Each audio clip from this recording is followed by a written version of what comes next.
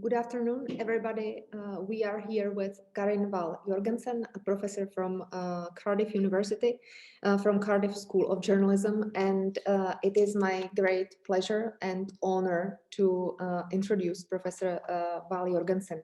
Karin Wahl-Jorgensen is professor in the Cardiff School of Journalism, Media and Culture. She holds a PhD from Stanford University, USA, and an honorary doctorate from Roskilde University from Denmark. Her research focuses on journalism and citizenship, and she has authored or edited 10 books. Recent books include Emotions, Media, and Politics. I can say that it is one of my favorites from Karin's scholarship, and also Digital Citizenship in a Data Field Society, together with Arne Hinz and Lena Denčík, and Handbook of Journalism Studies, second edition, also with Tomáš Hanič.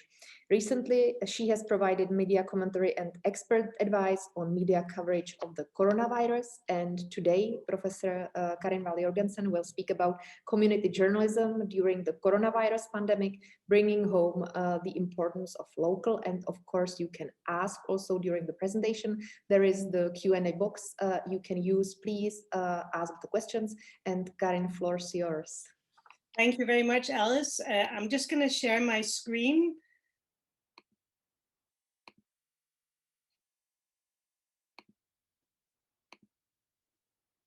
Right, so first of all, it says, okay, hold on 1 second. Why is it doing this? Sorry, I just need to work out my little technical situation here.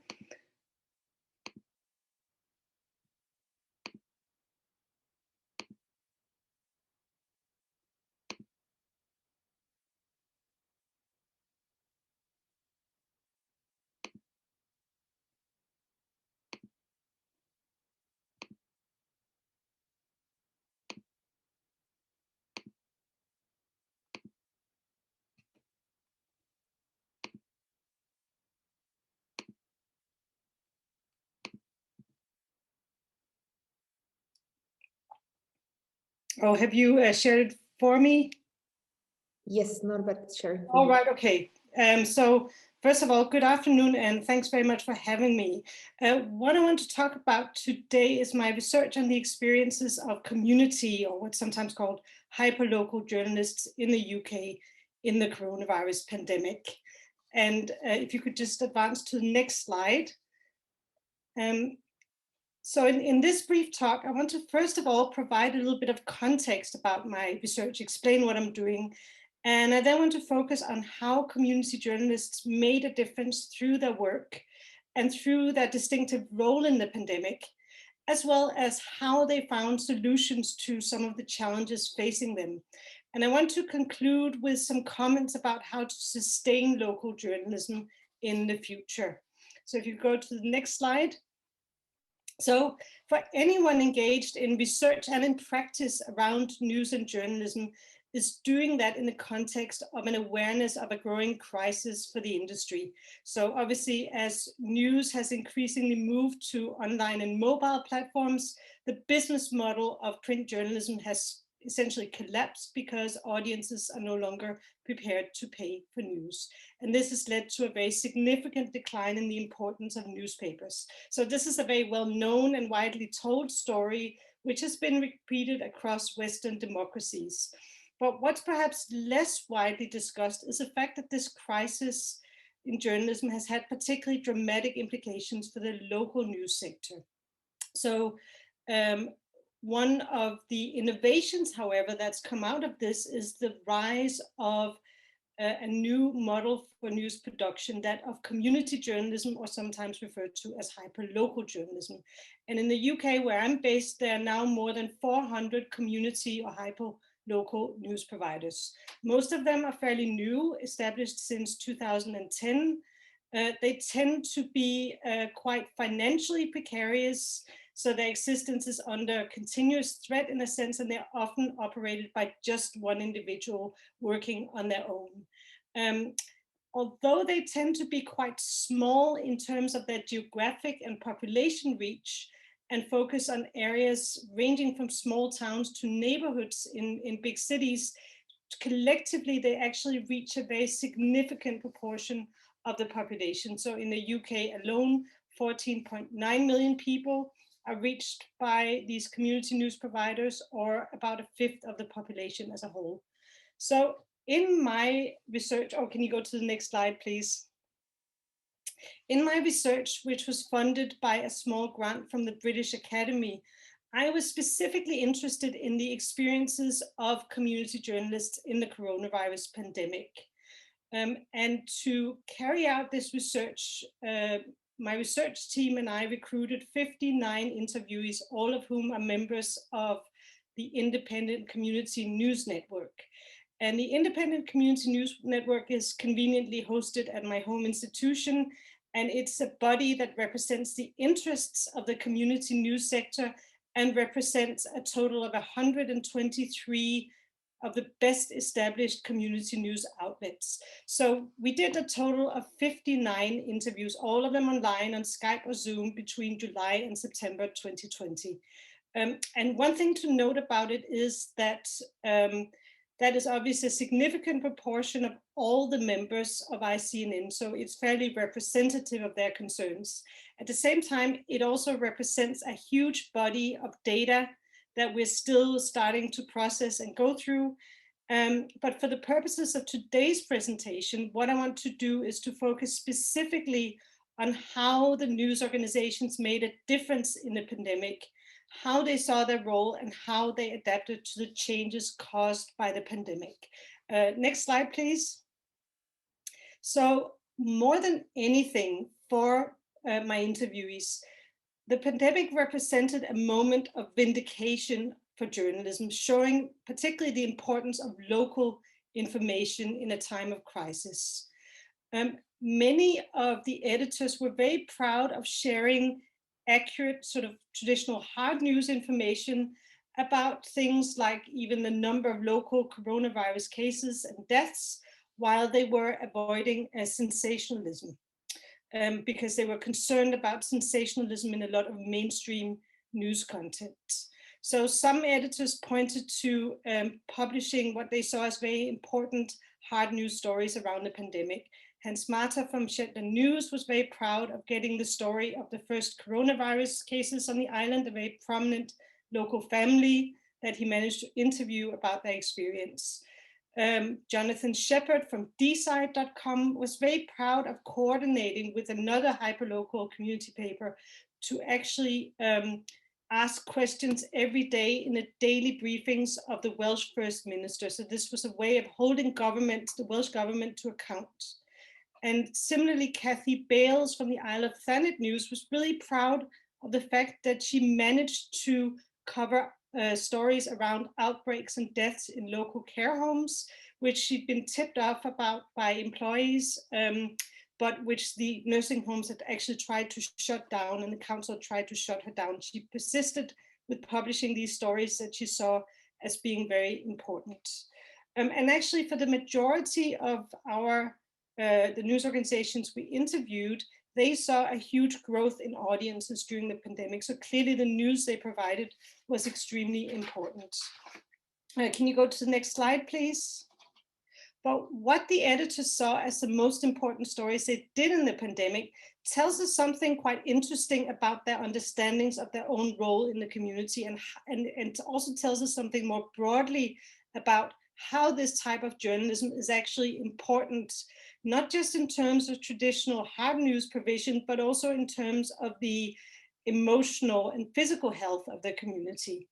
And so some of the editors focused on hard news, as I just mentioned, but for many of them, the cohesion, happiness, and health of the community was a key priority.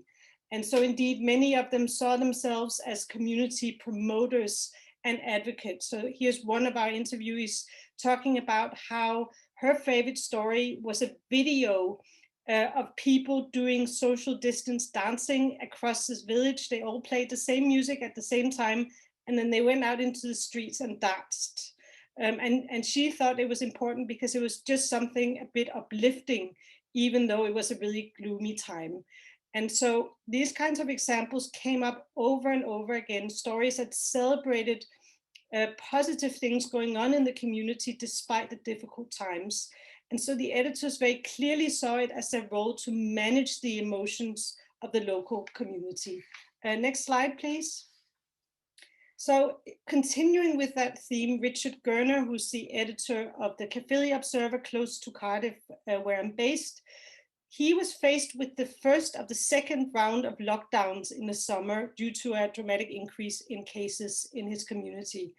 And he wrote an editorial which included information about the new rules, but also stated that we must all play our part in lifting the doom. So sort of trying to call a community spirit, a positive community spirit into being. Next slide, please. So at the same time, some editors took the opportunity to use this crisis as a way of innovating by exploring how social media platforms allowed them to connect to communities in new ways. So for example, Ben Black, he's the guy on the top of the slide there, from Cwmbran Life in Wales, started doing Facebook Live videos, visiting local businesses when they first opened up again after the lockdown. And he's continued doing that since then. So this is a recent video where he visited a shop that makes custom clothing, and they also made him a special face mask for his outlets.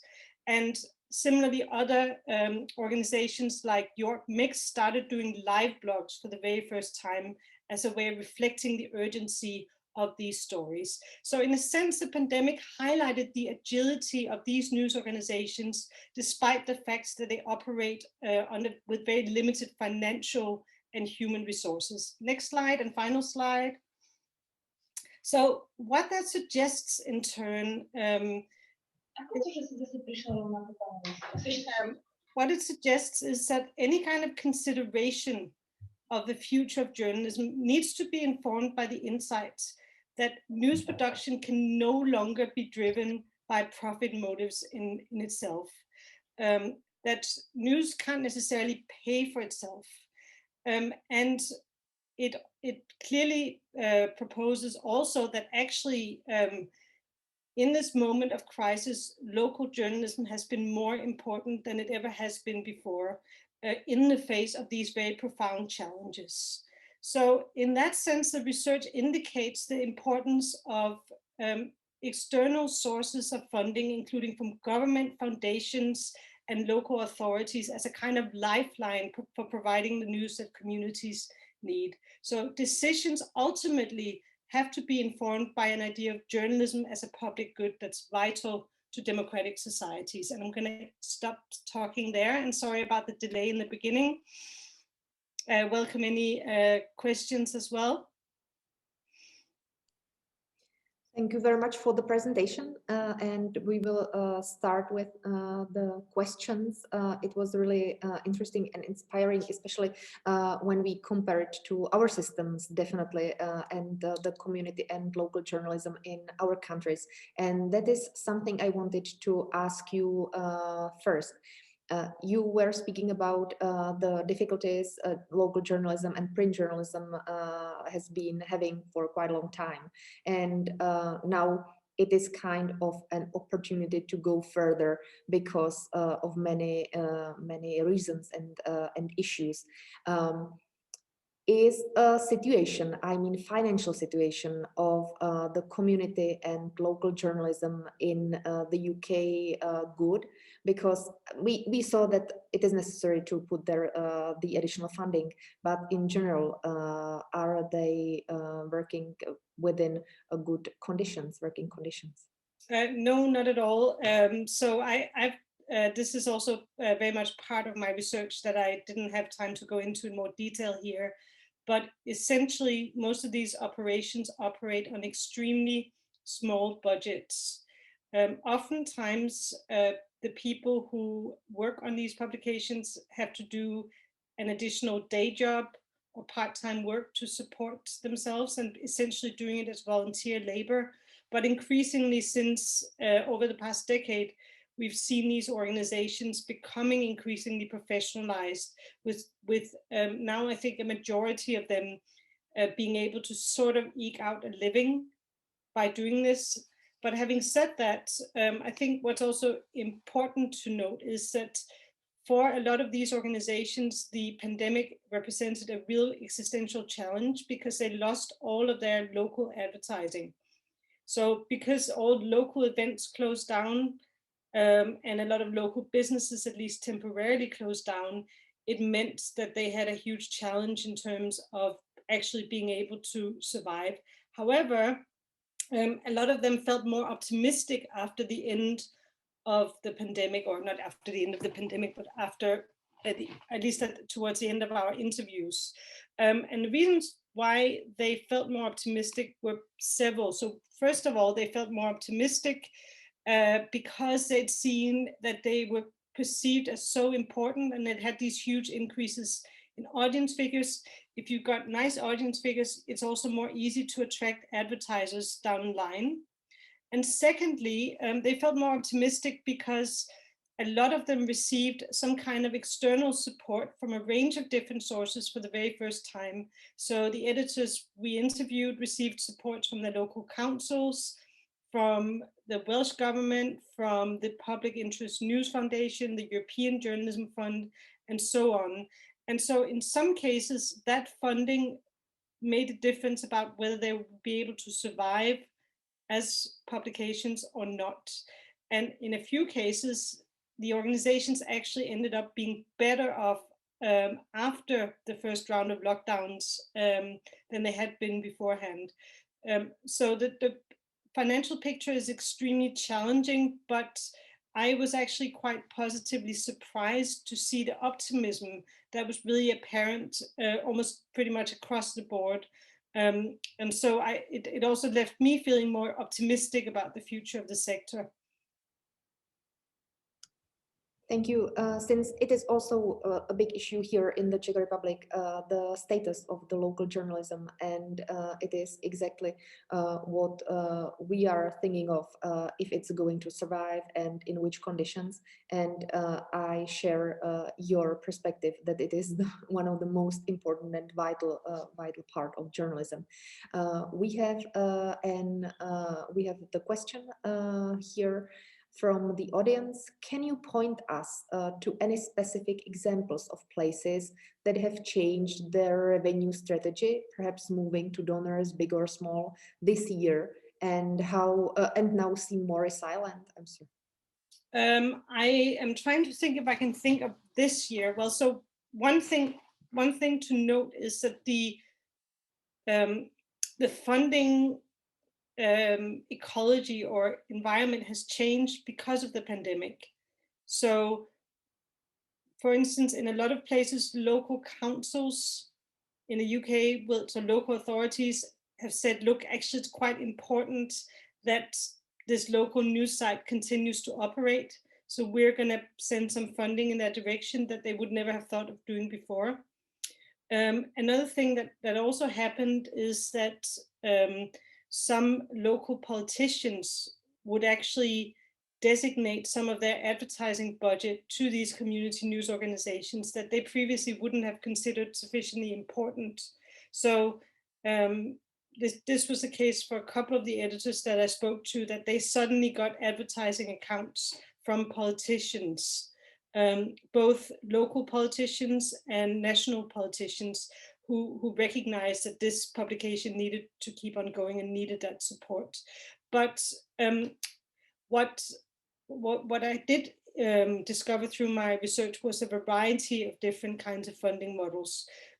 So there are some of the publications that have membership schemes where people kind of subscribe through regular donations. There is only one that I can think of that's funded through philanthropy, but there is one organization, it's called View Digital, that has a philanthropic donor. Then there are others that have partnerships with local councils, so that they sometimes will carry more advertising or information from local councils, even though that comes with its own problems. But in the vast majority of cases, those that do succeed are ones that are underpinned by local advertising. And this is not provided through Google ads or anything like that, but actual local advertising that they themselves sell. And so for this reason, one of the important and interesting things about this research is that a lot of these journalists also see it as a role to support local businesses. So just as with the Ben Black example that I gave of the guy going around to local businesses, a lot of them saw it as their role to actually support local businesses at a very difficult time, because if the local businesses don't survive, then it's very unlikely that the news organization is going to survive. Can I just ask a brief question that is quite near to what you have said? You were speaking about the support of the local councils, and you said that it can also go with the problems itself. I wanted to ask about a kind of self-censorship and the risk of self-censorship when covering then something that is connected to the local council.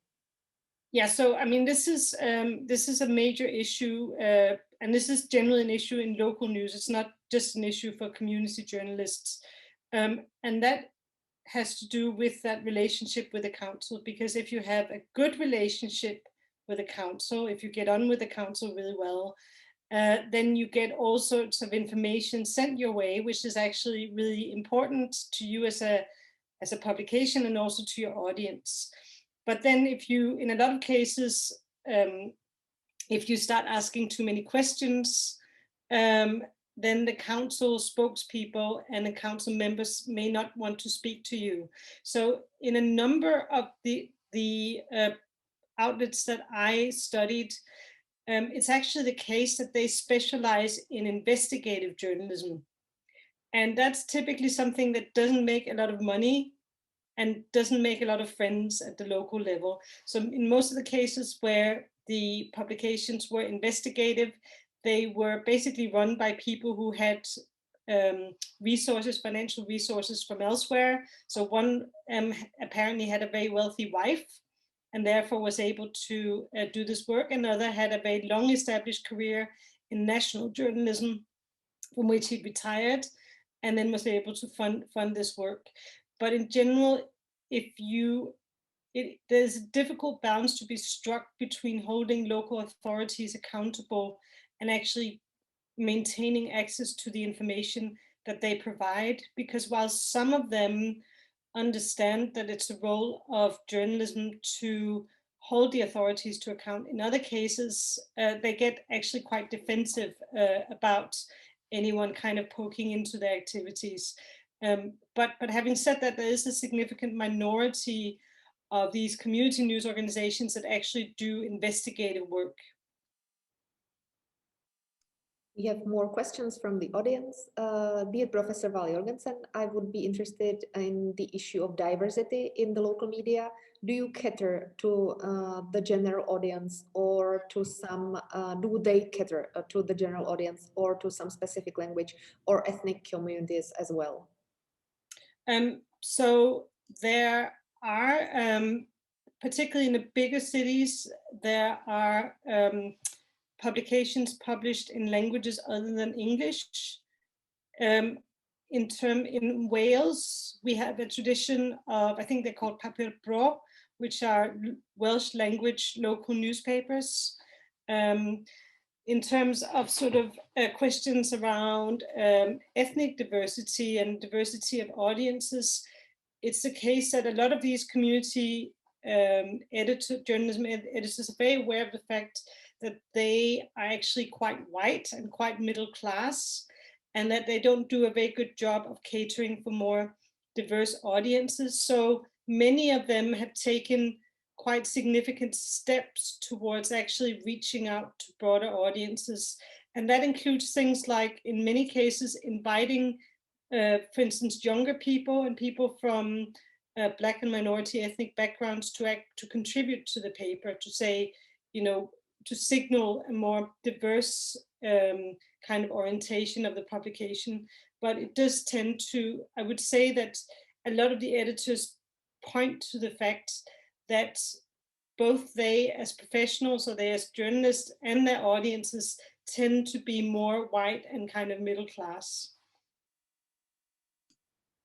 Another question asks, what is a way forward for local media in terms of innovation, social media podcasts, which may also create space for new financial income from advertising? Can you tell what is working in this area? Right, so I think what has really worked for these editors is innovations with very simple forms of content on social media.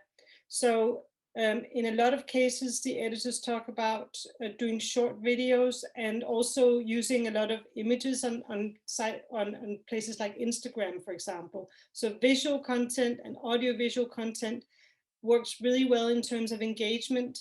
But if you're looking at something that's more high production value, like producing a podcast, that tends to be out of the reach for most of these people whose priority it is to put out a number of news stories reflecting what's going on in the community. So I think that a lot of them, and again, this is not, I wouldn't say it's a majority, but a significant minority of these editors are extremely open to technological innovation.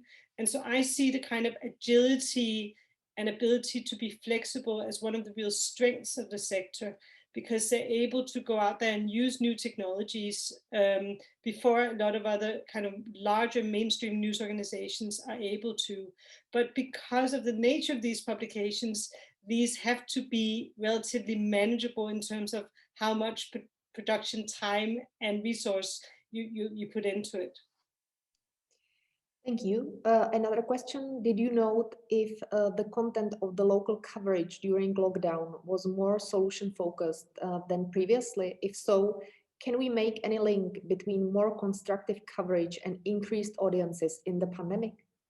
If it was more social or more solutions focused, focused on solutions, well, that varied to some extent. So I would say that some editors shifted very much to calling attention to local initiatives and local problem solving. So things like mutual aid networks, things like here's someone who can fix your bike. Here are some nice initiatives in the local community.